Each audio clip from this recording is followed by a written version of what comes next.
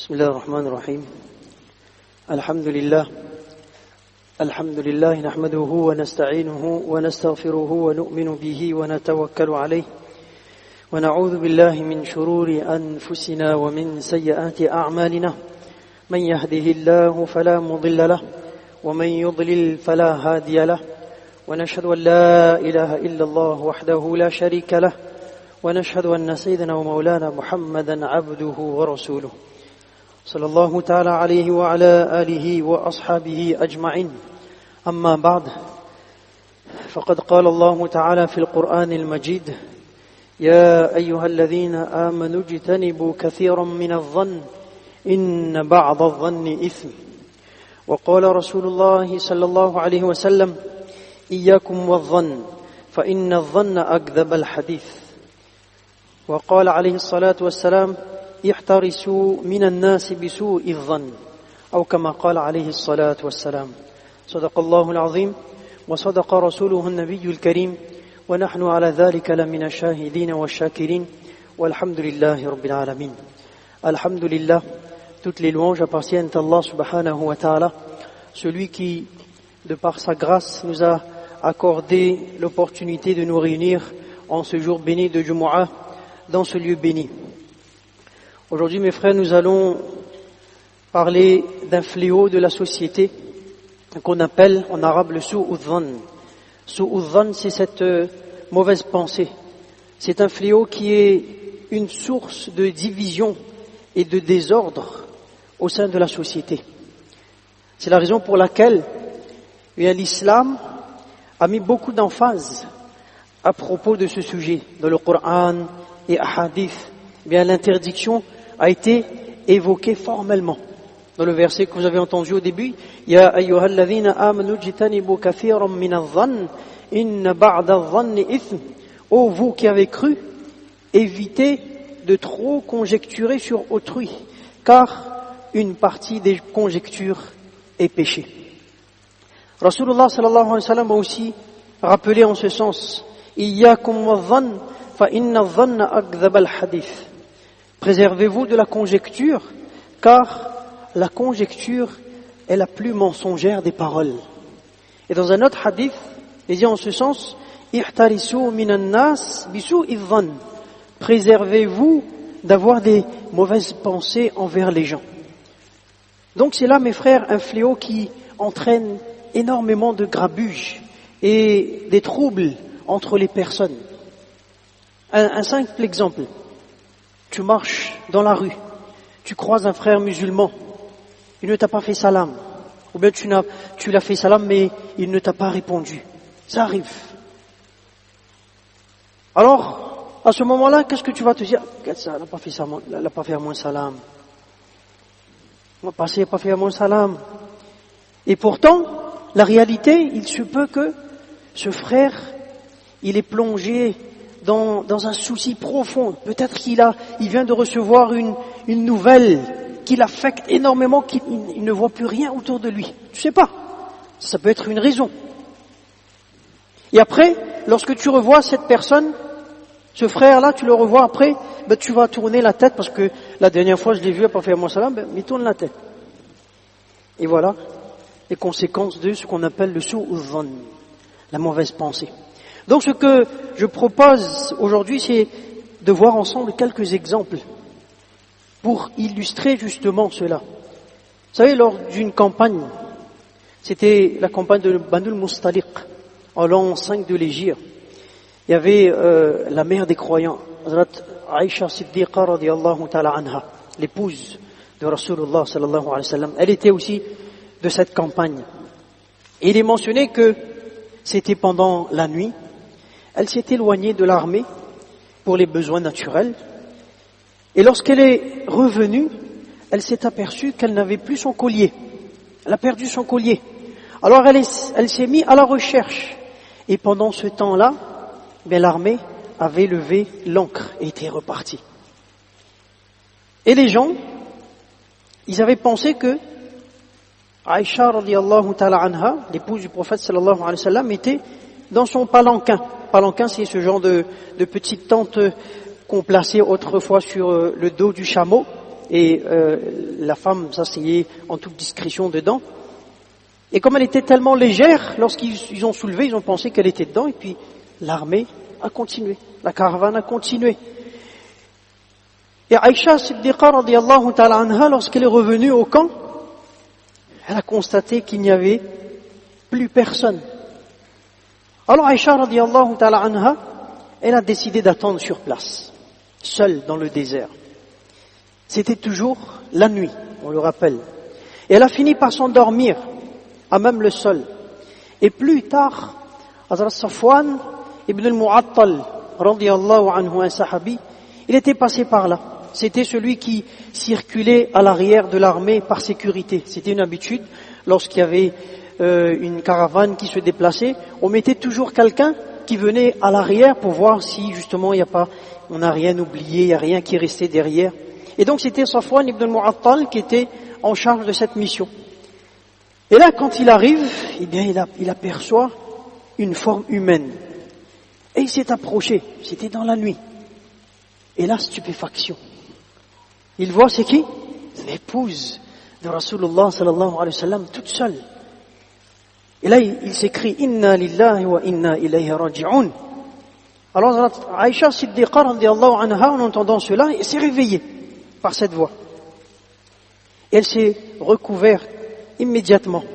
Et ils n'ont pas changé un mot. Safwan radiyallahu anhu avait compris tout de suite la situation. Donc il fait agenouiller son chameau afin que Aïcha Siddiqa radiyallahu anha puisse y monter, et il conduit l'animal par la laisse. Ensuite, quand ils ont rejoint le groupe qui avait fait une halte bien au devant, il était vers midi. Alors les gens ils ont vu arriver ainsi Safwan radiyallahu anhu en train de tirer la laisse du chameau, Hazrat Aïcha Siddiqa radiyallahu anha sur le chameau, et les gens, vous le savez tous très bien, entre autres il y avait les munafiqoun qui étaient là, les hypocrites à l'époque, et là ils ont commencé. Aïcha radiyallahu anha, épouse du prophète sallallahu alayhi wa sallam, était restée en arrière et n'avait rejoint le groupe que des heures plus tard sur un chameau conduit par Safwan. Alors quelques personnes, ils ont profité pour déshonorer l'épouse du prophète sallallahu alayhi wa sallam. Elle est en affaire avec Safwan, c'est sûr. Ça a commencé, les ragots, etc. Alors l'histoire continue encore, mais ce qui nous concerne, notre sujet d'aujourd'hui, eh bien c'est ça. Regardez la réalité des faits et vers où la mauvaise pensée peut mener. Plus tard, Allah subhanahu wa ta'ala, à propos justement de ce récit, il a révélé les versets qui vont innocenter Hazrat Aïcha Siddiqa radiyallahu anha. Laoula idh sami'tumuhu dhanna al-mu'minuna wal-mu'minatu bi anfusihim khayra. Pourquoi, lorsque vous avez entendu cela, les croyants et les croyantes n'ont-ils pas pensé en bien des leurs? Je ne vais pas rentrer dans les détails, mais il faut se rappeler que c'est un incident qui avait affecté énormément Rasulullah sallallahu alayhi wa sallam et son épouse bien-aimée, Hazrat Aïcha Siddiqa radiyallahu anha. Où est la réalité et où va notre pensée? Et ça, malheureusement, on le constate plusieurs fois dans certaines situations de la communauté. Hazrat Hassan Basri, rahmatullah alayhi, tout le monde le connaît. C'est un célèbre tabi'i. On a déjà souvent entendu son nom. Lui raconte son propre récit. Son propre récit. Il dit, une fois, j'étais passé près d'un fleuve. Regardez mes frères, la réalité, où ça va? C'était l'Euphrate. Juste avant le coucher du soleil. Hassan Basri, rahmatullah alayhi, dit, j'observe de dos, il y a un jeune homme assis près d'une femme et il y a à côté d'eux une cruche. Alors Hassan Basri, rahmatullah alayhi, dit, regardez, c'est lui qui raconte, il dit, regardez où peut mener la mauvaise pensée. À ce moment-là, je me suis dit que c'est un jeune homme avec une femme. Dans la cruche, il doit avoir du vin qu'ils vont consommer. Et ensuite, tout le monde connaît la suite, ils vont certainement commettre le mal. Voilà où mène la mauvaise pensée. Lorsqu'il fera plus sombre, ils vont aller commettre le mal. Hassan Basri, rahmatullah alayh, qui avait un certain discernement, il a réalisé que non, c'est une mauvaise pensée. Alors qu'est-ce qu'il a fait? Il a préféré découvrir la réalité de cette situation et finalement, ça s'est avéré complètement différente de ce qu'il avait pensé. Qu'est-ce qu'il avait pensé au début? Une femme avec un homme qui vont boire et qui vont commettre ensuite un acte répréhensible. Alors la vraie situation, eh bien c'est quoi? C'était un jeune homme accompagné de sa mère qui attendait le coucher du soleil pour rompre le jeûne avec l'eau de Zamzam qui se trouvait dans la cruche. Subhanallah. Hassan Basri, rahmatullah alayh, il a dit à partir de ce jour, j'ai fait un repentir, un tauba, un repentir sincère.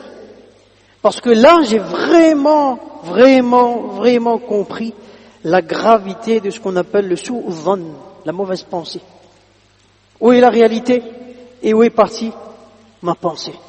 Voilà pourquoi Rasulullah sallallahu alayhi wa sallam nous a rappelé maintes et maintes fois dhunnu bil mu'minina khayra. Ayez la bonne pensée envers les croyants. Il y a une autre anecdote dans ce sens lors de la célébration d'un mariage devant toute l'assemblée. Le célébrant, il demande, c'est une question récurrente, s'il y a quelqu'un qui s'opposerait à ce mariage avant de célébrer le mariage. Alors, il y a une femme qui se trouve au fond de la salle, se lève avec un bébé dans le bras et elle s'avance. Alors vous pouvez tous imaginer la panique, la scène qui se passe à ce moment-là. La sœur de la mariée qui se lève et commence à froncer les sourcils. Il y a le frère à côté qui commence déjà à retrousser les manches. Et la mère au point de s'évanouir. Et le célébrant, lorsqu'il voit la jeune dame arriver avec son bébé, lui demande « Oui, madame, je vous écoute. » Mais la femme lui dit « Comme j'étais au fond, je me suis pas approché. Je me suis approché parce que je n'entendais pas bien ce que vous disiez. J'étais au fond, donc quand vous avez fait cette annonce-là, j'ai pas bien entendu. C'est pour ça que je me suis approché pour mieux entendre ce que vous étiez en train de dire. » Et là, bien sûr, on va dire, gros soulagement. Mais vous voyez, la réaction de l'être humain toujours vers le négatif. Et c'est aussi une des ruses de Shaitan, parce que il sait que c'est un moyen efficace pour créer le désordre. Shaitan, il aime quand il y a le désordre, la discorde. Et cela, mes frères, Rasulullah sallallahu alayhi wa sallam nous l'a averti. Nous allons le voir à travers ce hadith. Safiya bint Huyay, radiyallahu anha, une des épouses de Rasulullah sallallahu alayhi wa sallam, elle raconte qu'une fois, Rasulullah sallallahu alayhi wa sallam, il était en train de faire i'tikaf dans le masjid al-Nabawi. Et je suis venu lui rendre visite la nuit. Je lui ai parlé. Puis je me suis levé pour repartir. Rasulullah sallallahu alayhi wa sallam s'est levé avec moi afin de m'accompagner. Alors 2 hommes parmi les Ansar sont passés et lorsqu'ils ont aperçu Rasulullah sallallahu alayhi wa sallam accompagné d'une dame, ils ont pressé le pas pour voir Rasulullah sallallahu alayhi wa sallam avec une dame le soir. Rasulullah sallallahu alayhi wa sallam leur a dit doucement, c'est Safiya bint Huyay, c'est-à-dire c'est mon épouse. Il a voulu tout simplement tout de suite enlever le doute. Et là ils ont répondu Subhanallah ya Rasulallah, c'est-à-dire peut-on douter en mal de ta personne, ô messager d'Allah? Et Rasulullah sallallahu alayhi wa sallam les a informés. Inna shaytan yajri min ibn Adam majra ad-dam wa inni khashitu an yaqdhifa fi qulubikum shay'a. En ce sens, Satan circule dans le corps de l'homme comme le sang, et j'ai craint qu'il ne jette dans vos cœurs un mal. Voilà mes frères. Les savants nous disent que comme c'est une maladie spirituelle, eh bien le croyant il a le devoir de s'en débarrasser. Une fois quelqu'un demandait à Hazrat Moulana Sharaf Ali Thanwi rahmatullah alayh le remède pour s'en débarrasser. Et il a répondu, lorsque quelqu'un ressent dans son cœur une mauvaise pensée à l'égard de son prochain, eh bien qu'il médite un instant sur la gravité de ce péché et des avertissements qui y sont liés. Ensuite, faire dua, invoquer Allah, oh Allah, purifie mon cœur. Puis de faire dua en faveur de celui ou celle vers qui nous pensons du mal. Oh Allah, accorde-lui le bonheur dans les deux mondes. Et en agissant ainsi, avec persévérance, incha'Allah, eh bien le cœur pourra s'en débarrasser. C'est un travail sur soi, un long travail sur son ego, d'habituer au quotidien son ego, de voir le bon côté dans chaque circonstance et situation dont il fait face. Voilà pourquoi Rasulullah sallallahu alayhi wa sallam nous a rappelé husnul dhann min husnil ibadah, que en ce sens la bonne pensée, eh bien c'est une belle forme d'adoration, parce que la bonne pensée va lui permettre dans un premier temps de se rapprocher d'Allah subhanahu wa ta'ala. La bonne pensée va amener le respect du prochain dans le cœur, et lorsqu'il y a le respect mutuel, eh bien le cœur il va retrouver la sérénité et la quiétude. Et ça mes frères, c'est la nature de la bonne action. La bonne action mène toujours vers une autre, et ainsi de suite. Et au final, eh bien ça apportera un bien pour soi-même et pour une belle réforme pour la société. Qu'Allah subhanahu wa ta'ala donc nous permette de nous rectifier et d'embellir notre intérieur. Fajazakumullahu khayran wa akhiru da'wana anil hamdulillahi rabbil alamin.